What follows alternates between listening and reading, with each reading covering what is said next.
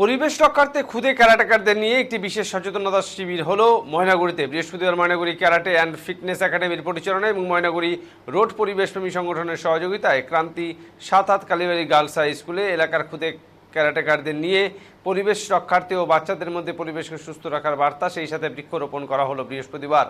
সংগঠনের কর্ণধার নন্দকুমার রায় খুদেদের মধ্যে সচেতনতার বার্তা দেন। সেই সঙ্গে ক্যারাটে প্রশিক্ষক কমল রায় বলেন, আমরা পরিবেশ বাঁচাতে যে কোনোভাবে যে কোনো পরিস্থিতির এই সচেতনতা অনুষ্ঠানগুলি চালিয়ে যাব।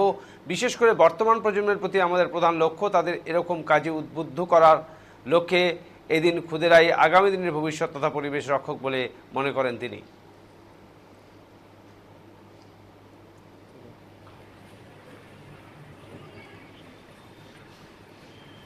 মা বাবার থেকে আপন কেউ আছে বলতে হবে, পরে আসবে কিন্তু তখন কি থাকবে? থাকবে না। যার জন্য স্বাস্থ্যই হচ্ছে সম্পদ, মেন আপন হচ্ছে সব থেকে কাছে সেবাকে আমাদের স্বাস্থ্য। আসলে বর্তমানে পরিবেশের যা পরিস্থিতি তাতে এই যে চরম ভাবাপন্ন গ্লোবাল ওয়ার্মিং যেটা, এর জন্য আমাদের বিশ্বে প্রচুর পরিমাণে গাছ লাগানোর প্রয়োজন।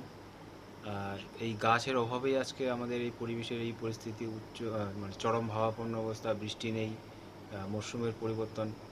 তো আমরা পরিবেশপ্রেমী সংগঠনের পক্ষ থেকে এবং আমি একজন নিজে কারাটে ইনস্ট্রাক্টর হয়ে এই বাচ্চাদের মধ্যে খুদে বাচ্চাদের মধ্যে যে এই বার্তাটা আমরা পৌঁছে দিচ্ছি, যাতে পৃথিবীকে সুস্থ রাখতে গাছ লাগানোর যে একটা পরিকল্পনা, এটা আমরা কন্টিনিউ চালিয়ে যাচ্ছি এবং এই খুদে বাচ্চাদের মধ্যে এই মেসেজটা আমরা দিতে চাই এবং তারাও যাতে ভবিষ্যতে সুন্দর একটা পৃথিবী গড়ে তুলতে পারে এবং আগামী দিনে যাতে এখন আমরা যে দুর্ভোগটা ভুগতে চলেছি এটা যাতে তাদের সময়ে না থাকে, এরই একটা আমাদের প্রচেষ্টা আমাদের পিপিএসের পক্ষ থেকে।